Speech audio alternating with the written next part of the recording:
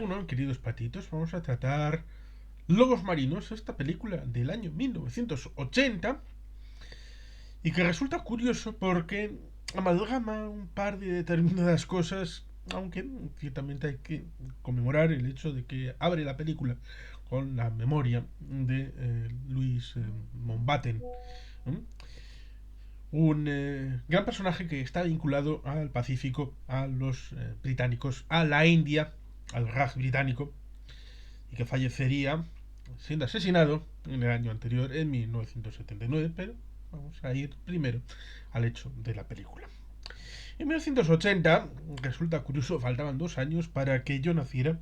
Estamos en este momento a la misma distancia más o menos de la operación Barbarroja respecto a mi nacimiento que de mi nacimiento respecto al momento actual. ¿Y por qué la reflexión? Porque ciertamente uno debería pensar que en 1980 ciertamente había mucha gente que todavía tenía rememoria de cuando siendo joven había vivido o había convivido con la propia Segunda Guerra Mundial. Por lo tanto, ciertamente era un nicho de películas un poco nostálgicas. Lo mismo que ahora tenemos otras películas nostálgicas para la gente joven de los años 80, 90.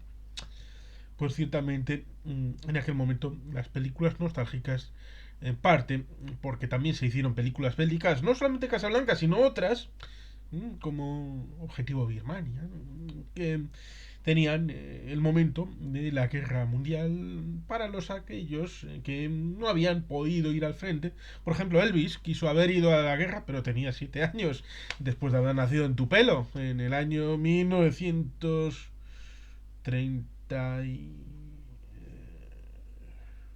pico. Qué pena que haya muerto María Villar de Gorliz, amiga. Me debía una biografía de Elvis. No va a cumplir. Descanse en paz. La película rememora a Mountbatten y yo rememoro a María. Cada cual rememora a quien apetece. Es una película de Victor McLaglen, eh, Andrew Victor McLaglen, con Gregory Peck como principal protagonista. Pero no solamente él, hay una especie de trío entre Gregory Peck, Roger Moore y David Niven. Resulta curioso porque David Niven fue el 007 de aquella Casino Royale del año 69, cachonda, en donde estaba Peter Sellers, donde estaba el propio David Niven, donde estaba un montón de elencos, hasta Orson Welles, Woody Allen, aquel despiporre, y ciertamente fue el James Bond de aquella película. Pero es que en los años 70 y parte de los 80 tendremos a Roger Moore como 007 oficial. Y esto tendrá importancia aquí.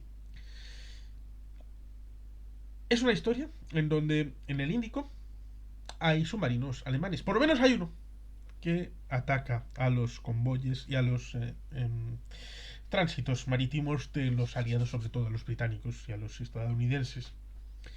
Ciertamente, la zona del Índico tuvo mayor prestancia el ámbito británico que la zona donde operaba la flota al servicio de Chester Nimitz, que es la zona desde la zona de Guadalcanal hacia las islas Hawái, donde Guam, Iwo Jima, Okinawa, ciertamente. Pero es que uno, cuando habla de Segunda Guerra Mundial, aun cuando estemos en los años 40, piensa en un esquema y por eso es lugares y escenarios alternativos a los centrales. Los centrales suelen ser el frente occidental, la batalla del Atlántico, incluso a veces Noruega, a pesar de que sea un poquito periférico, el frente de Italia, luego ya el frente oriental, cuya prestancia es un poco ahí. A pesar de que, por ejemplo, hubo una flota aérea de la Francia insumisa, de la Francia libre, de Gaulle, evidentemente el Atlántico, la batalla del Atlántico y todo aquello. En el Pacífico pues tenemos las diversas situaciones respecto a las Filipinas, las batallas navales, la batalla de Midway, antes Pearl Harbor. eh, mm, las aleutianas no salen tanto, a pesar de que fue aparentemente una operación de distracción y lo tenemos conversado con Rubén Villamor aquí en el canal. Pero ciertamente el escenario, por ejemplo, continental chino, tampoco tiene mucha prestancia. Y un poquito Birmania, como el puente sobre el río Kwai, y ciertamente situaciones en escenarios más o menos periféricos, como digo. Esta película, en teoría, va de un momento en donde alguien le está chivando a los alemanes dónde van a estar los barcos para ser hundidos por este submarino alemán. Y por lo que sea, la inteligencia británica descubre que esa radio, esa señal, parte desde la India. Pero ¿desde qué parte de la India? Pues que desde la época de la Guerra de los Siete Años, tal vez una de las primeras guerras mundiales, pero no conceptualizada como tal, y que tuvo consecuencias en tanto en cuanto posteriormente derivó en la guerra de independencia de los Estados Unidos, tuvo consecuencias directas, y por supuesto enlazó luego con la situación napoleónica, con lo cual ciertamente la historia puede tener prestancia en el siglo XX, con ese apasionante periodo entre 1914 y 1945, pero en el siglo XVIII, la segunda mitad del siglo XVIII, también tuvo su apasionamiento y su epicidad. Pero ciertamente no estamos hablando de eso, sino a través del hecho de que hay ciudades en el ámbito costero de la India que estaban ligadas a Francia y también a Portugal. Y Portugal era un país neutral en la Segunda Guerra Mundial. Con lo cual, esos lugares estaban vinculados a otro tipo de regulación y por lo tanto cualquier barco que estuviera ahí dentro, y había tres alemanes, en la ciudad de Goa, portuguesa, pues ciertamente no podían entrar sino a riesgo de cometer una violación del derecho internacional. Porque quien estaba en guerra era el Reino Unido con los alemanes. No estaban por medio de los portugueses. Y además, con la historia tradicional de los portugueses que desde el siglo XIV tenían un tratado de amistad con los británicos. Hubo un momento, hubo de tensión, pero es uno de los tratados más longevos de amistad entre dos pueblos en el ámbito actual, que perviven. Otro sería el de Estados Unidos con Marruecos, pero esa es otra historia. Ciertamente, ¿cómo hacerlo? ¿Cómo entrar en Goa en esos barcos, destruir esas señales y hacer que dejen de hundir barcos aliados? La opción 1 es tratar de ir dos personas a ver cómo pueden investigarlo, y esa es la investigación que hacen Gregory Peck y Roger Moore. Encuentran a una chica que está ligada al tema del casino, lo cual ciertamente uno puede llegar a pensar una cosa que es razonable. Estamos hablando de 1980. En el año 81 vendrá una película de 007, lo mismo que en el año anterior ha habido una película de 007. Estamos hablando de una época en la que cada 2 años hacía una película de James Bond. Y ciertamente en el 79 tendríamos Moonraker. En el 77 habíamos tenido la de La espía que mamó. Y por supuesto en el año 81 tendríamos un revival algo un poco más relajadito, más espía, porque había ido al espacio como un Raker, en parte debido a la película Star Wars. Ciertamente con Sol para sus ojos, de 1981, pues tendríamos una película con unas connotaciones un poco más... Y resulta curioso porque en Solo para tus ojos... Eh, estaba una situación en el Egeo, en Grecia, con una realidad que es un poco en el tono, un poco parecido a lo que vemos aquí en Goa. Y todavía más con Octopussy en la propia India, en el año 83, con aquel Sandokan, que actúa como colaborador necesario de ese príncipe indio, aunque, bueno, afgano, pero refugiado en la India, como es aquella situación respecto a Octopussy. Y por tanto, ciertamente aquí alguien puede pensar una forma de vender al público del momento de 1980 de... Y resulta curioso, porque cuando la vi en la tele, Y entró Susana. Susana me dijo, ¡ah, qué bien! La Sexta han puesto una película de James Bond. No, no es una película de James Bond, pero hay un James Bond oficial, que es Roger Moore. Y está en una situación muy de James Bond en Goa. Con una chica, con un casino, con muchos elementos propios de James Bond, para que el público del momento, que pudiera no tener ciertos intereses con la Segunda Guerra Mundial, que no quiera una película bélica, pero sí quiere una película de espionaje al uso y que ha visto películas de James Bond y está dispuesto a meterse en el cine por ello. Y luego tenemos a David Niven como responsable de un antiguo cuerpo de soldados británicos que han dejado de ser útiles para el imperio, pero siguen teniendo su club de antiguos veteranos, siguen teniendo patriotismo y siguen demandando que quieren participar de la guerra como hicieron hace 40 años. Y por tanto, ciertamente, la solución que logran dar, evidentemente, es aquella de, bueno, ¿y si montamos un barco de estos? No, no uno bueno, porque eso sería visualizado por quien está dándoles los datos a los alemanes. Y ciertamente no queremos levantar la bicha.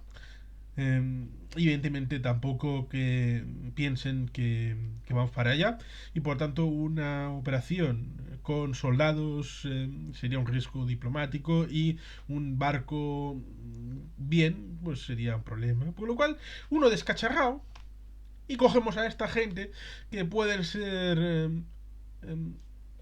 empresarios que van a Goa a pasárselo bien en un escenario neutral donde saben que no va a pasar nada y por tanto simplemente están de desfase y desenfreno.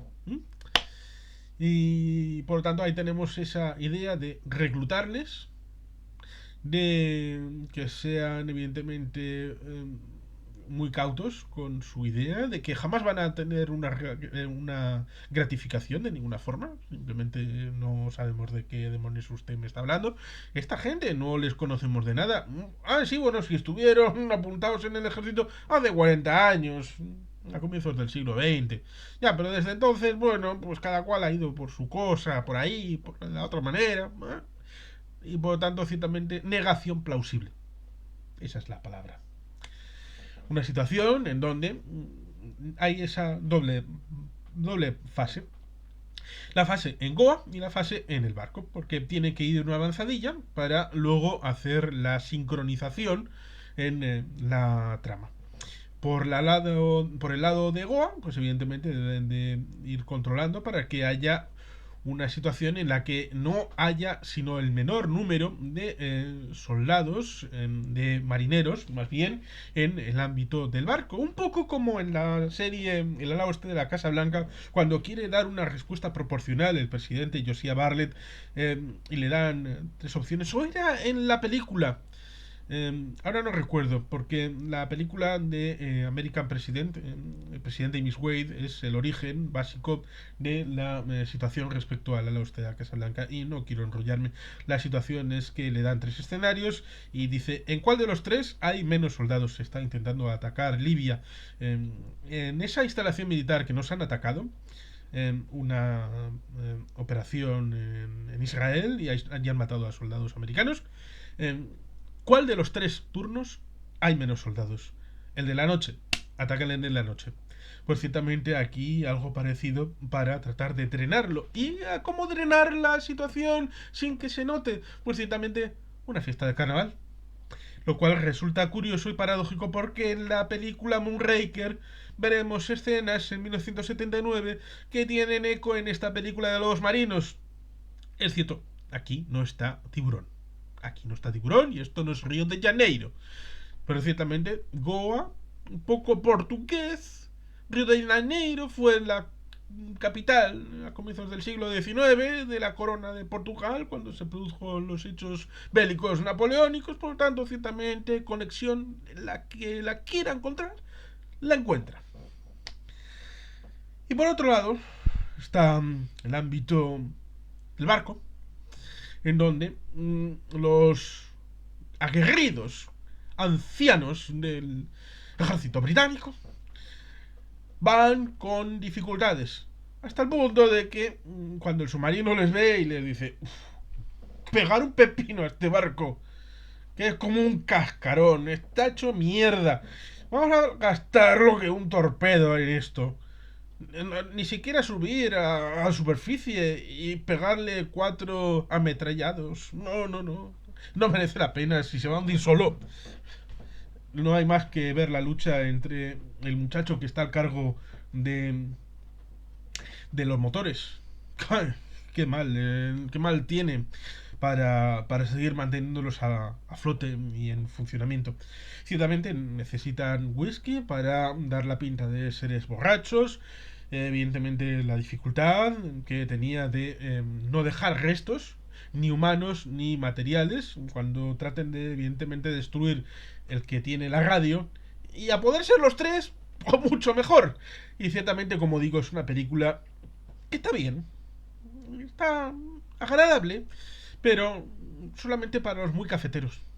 Es una historia que uno te dicen que no transcurre realmente en la Segunda Guerra Mundial, sino transcurre en otro periodo histórico, y uno lo puede entender y comprender. Incluso puede uno pensar que es en la Primera Guerra Mundial. No hay muchos elementos para decir: sí, es la Segunda Guerra Mundial. Incluso si te dicen que son los años 60, pues también puedes llegar a creértelo con unos ligeros cambios mentales. Por lo tanto, ciertamente es una película de la Segunda Guerra Mundial central, para ver, ¿no? ¿Es una película de la Segunda Guerra Mundial? Pues dicen que sí. ¿Es una película de un suceso real? Evidentemente parece que sí. Que estas cosas sucedieron, pero ciertamente hay muchas anécdotas a lo largo de los 6 años que duró la Segunda Guerra Mundial para, evidentemente, tratar de minimizar las cargas respecto a lo destruido por el enemigo. Y, evidentemente, la lucha submarina fue uno de los intentos, porque, evidentemente, eh, a través de casos como los barcos pirata, corsarios de la Primera Guerra Mundial, a través de la flota que estaba en China y trató de volver a través del Pacífico, y la batalla en las Malvinas, en la zona de Chile, con los británicos. Luego, evidentemente, tenemos en el 39 la batalla del Río de la Plata, con los barcos, el engañito que le hicieron a los alemanes para obligar a autohundirse los barcos. Ciertamente, la búsqueda de algo distinto, porque tenemos la historia del Tirpitz, tenemos la historia del Bismarck. Es complicado para una flota que ya vivió la batalla de Dogger Bank y de Jutlandia tener la proyección que tenía la Royal Navy, y por tanto ciertamente tenía que hacer la guerra a través de submarinos, como se trasluce a través de la película. Pero eso no significa que cualquier historia de la Segunda Guerra Mundial sea una historia agradecida, y por eso le tienen que meter un poco de esteroides a través de esta situación un poco James Bondesca, meter un poco ahí a los personajes de Gregory Peck y David Niven para la gente más veterana. Resulta curioso y paradójico que ahora, digamos, que para los jóvenes pudieran meter a Roger Moore. Pero ciertamente las películas de James Bond tenían cierta prestancia en el momento y tenían su éxito. Y ciertamente hay que agradecerle a Roger Moore que exista el futuro plausible para un personaje que, de no haber sido por Roger Moore, tal vez se hubiera quedado únicamente en Sean Connery. Y por tanto, ciertamente tenemos aquí unos vídeos referidos a James Bond, por lo tanto vamos a dejarlo aparte, única y exclusivamente mencionado por el hecho de que lo quieren meter en la propuesta de esta película de Lobos Marinos, porque evidentemente era un reclamo para hacer un melting pot, una zona de incorporación de realidades, para hacer una propuesta que fuera atractiva para aquellos grupos que por separado quizá no fueran significativos a la hora de la adquisición de entradas, pero juntos tal vez pudieran hacer un producto que fuera asumible por mayor número de público. Y ciertamente, el tema de Lord Mountbatten. Lord Mountbatten fue asesinado, en parte, diciendo alguno que era una cosa tipo karma. Hace como un mes fue el aniversario del asesinato, y se sacó en un grupo de WhatsApp la idea de que había alguien en la India que había dicho: este que ha volado un monumento del Ejército Nacional Indio sufrirá las mismas consecuencias.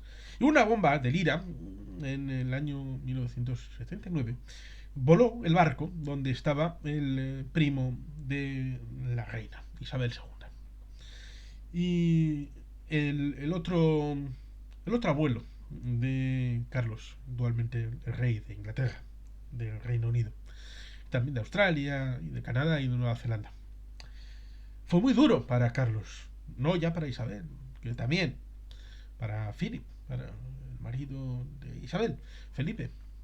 Pero para Carlos fue especialmente duro por la relación personal que tenía con Luis Mountbatten. Resulta curioso que mataran a un viejo, a un anciano de 79 años, en su barco. Esta gente del IRA. Finalmente resulta curioso porque ciertamente cuando se dio la mano Martin McGuinness, que fue un comandante ejército republicano irlandés, se dio la mano con Isabel II en Belfast después de la Devolution a comienzos del siglo XXI. Ciertamente se pudo pensar que la reconciliación era posible, hasta el punto de que alguien que seguramente estuvo vinculado con el asesinato de su tío estaba dándole la mano a un miembro insigne de la Casa Real Británica. Y Carlos estaba por ahí, creo recordar. El Ejército Nacional Indio es nazi. La Legión SS India fue parte de las SS. Lo mismo que la División 14, la 14, ucraniana. La gente olvida la 29 y 30 de rusos y bielorrusos. Olvidos voluntarios, porque la gente apuesta y pone el foco en Stepan Bandera y la UPA y los denigra. Pero a Chandra Bose y al Ejército Nacional Indio no los recuerdan como nazis.